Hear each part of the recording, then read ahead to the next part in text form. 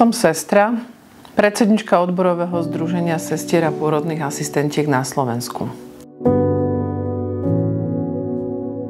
Chcem sa s vami podeliť o niektoré závažné problémy, ktorým dlhodobo čelíme. Nemocnice na Slovensku čelia vážnemu nedostatku sestier. Ale prečo?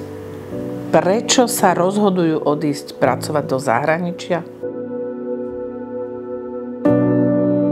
Sestry na Slovensku sa stretávajú s neprimeraným pracovným zaťažením, ale aj s nedostatočnou úctou a s nedostatkom finančnej motivácie. A práve v zahraničí nájdu to, čo im tu chýba. Sestry v zahraničí majú lepšie pracovné podmienky, lepšie motivačné prostredie, väčšiu autonómiu, lepší profesionálny rozvoj, aj vzdelanostný, ale aj sebarealizačný.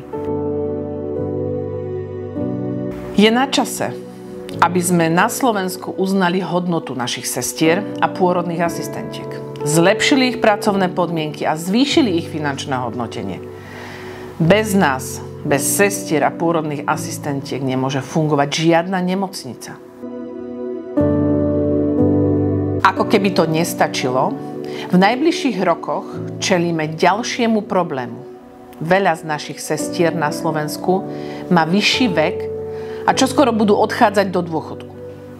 Ich odchod bude ešte ďalším prepadom v počte sestier a vážne zvýši ich existujúci nedostatok. Ochraňme naše sestry a pôrodné asistentky. Sú veľmi cennou súčasťou nášho zdravotníctva. Budujme lepšie zdravotníctvo pre nášho slovenského pacienta.